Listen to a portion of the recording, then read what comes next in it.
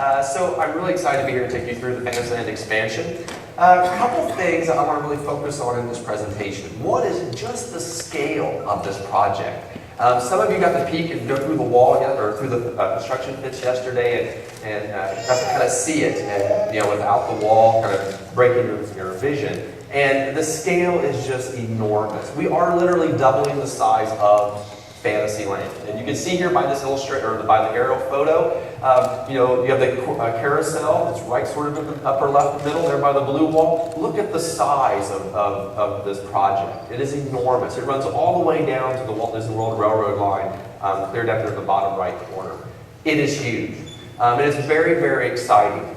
The other thing I really want to talk about is just immersive storytelling. How, like you can see the conceptual rendering here of Belle's Cottage, that journey that our guests will get to take through the woods as they make their approach to this charming little cottage nestled in the woods.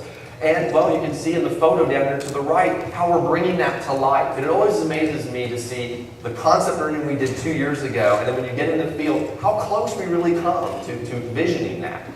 So there's some fantastic details outside and inside this attraction.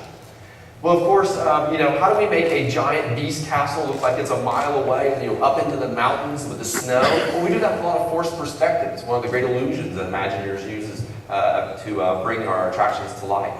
And of course, you can see here, this study is the Beast Castle nestled up into the rockwork. The rockwork is very sharp and angular. It has takes on the presence of the beast or the personality of the beast. And then you can see here the construction photos of the castle actually up with the rockwork in front of it. And the more and more we layer, we put the trees in and more rockwork, that forced perspective will come to life, and you'll really get a sense of traveling up into those cold mountains to go into and be our guest restaurant.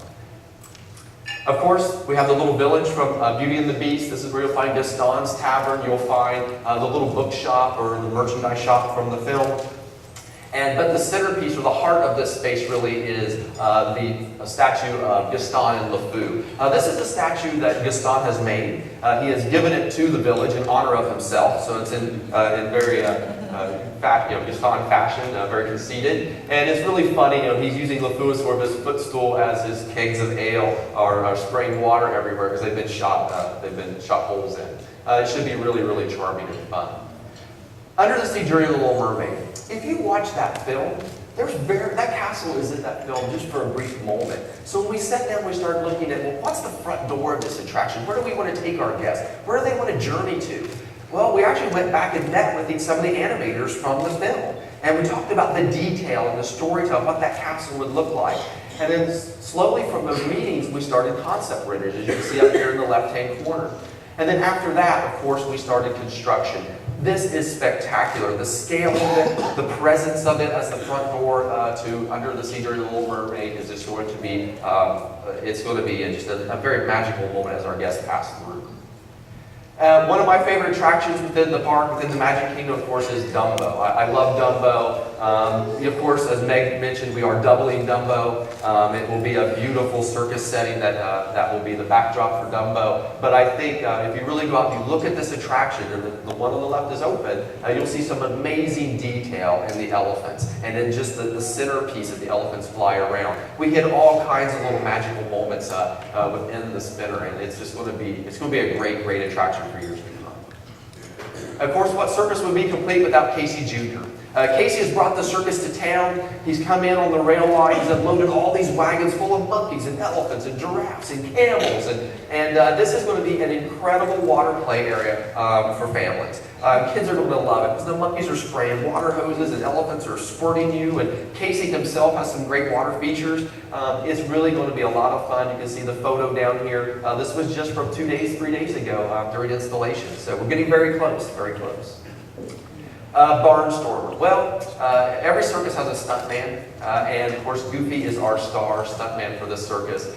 He will take our guests on this aerial acrobatic ride through the clouds. Of course, in classic Goofy fashion, he is not a great pilot, so he has run through the tower, he has run through the billboard, and of course we get to join him in this fun adventure.